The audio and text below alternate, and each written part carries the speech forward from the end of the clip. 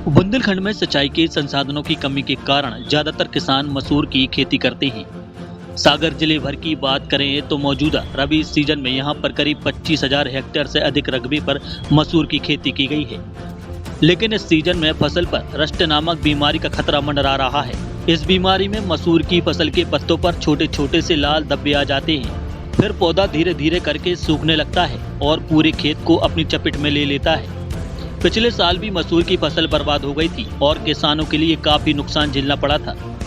वहीं इस बार भी किसानों की मसूर की फसल के पत्तों पर लाल रंग के चित्ते दिखाई देने लगे हैं, जो रस्ट नामक बीमारी के लक्षण होते हैं। फिलहाल सागर जिले के रहली, देवरी, केसली और गौर-जामर इलाके में मसूर की फसल के पौधों के पत्ते लाल पड़ने लगे हैं। पिछले रबी सीजन में इसी बीमारी ने पूरी फसल को अपनी चपेट में ले लिया था।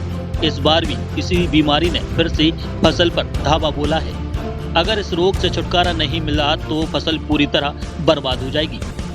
कृषि विज्ञान केंद्र बिजोरा के प्रभारी और वरिष्ठ वैज्ञानिक डॉक्टर आशीष त्रिपाठी बताते हैं कि अगर फूल आने के समय ये बीमारी आ गई तो इसमें काफी नुकसान होता है। अगर फली आते समय ये बीमारी आती है तो थोड़ा कम नुकसान होता है।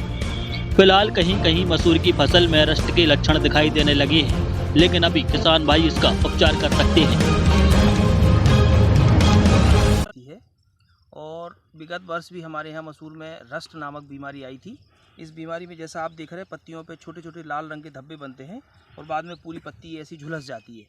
अगर ये फूल आने के समय बीमारी आ गई तो काफ़ी नुकसान होता है, और यदि फली आते समय ये बीमारी आती है तो थोड़ा सा कम नुकसान होता है। तो कहीं कहीं इसके लक्षण दिखने लगे हैं, तो किसान भाइयों को सलाह है कि वो टेबुकोनाजोल या पायराक्लोस्ट्रोबिन या और कोई जो नई जनरेशन के फंजीसाइड है जिनकी कम मात्रा उपयोग की जाती है, जो फंजाई या फफूंद के द्वारा ये बीमारी होती है उसके बढ़ने को रोकता है, तो किसान भाई इन दवाइयों का उपयोग अगर करते हैं तो निश्चित रूप से ये बीमारी को हम समय रहते कंट्रोल कर लेंगे।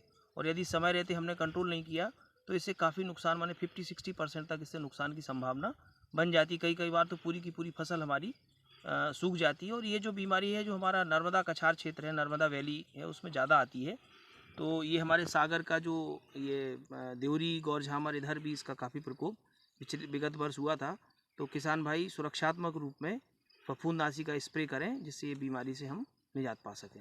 साथ ही साथ मौसम में जो अभी तापमान में बढ़ोतरी हुई है, इससे माहू की भी संभावना है। तो यदि माहू एक रस चूसक कीट है और इसके द्वारा फसल का रस चूसा जाता है और ये फिर फसल को कमज़ोर कर देता है। तो किसान भाई इसके लिए बाद में पहले आप बीमारी को नियंत्रित करें और उसके 1 सप्ताह बाद आप जो माहू है नामक कीट है उसके नियंत्रण के लिए कोई भी सर्वांगी कीटनाशी जैसे इमिडाक्लोपिड 17.8 SL या इमिडाक्लोपिड 30.5% या थाइमेथॉक्सैम या आपका कार्बोसल्फ्यूरान, कोई भी एक फफूंदनाशी का, वो कीटनाशी का छिड़काव कर सकते हैं।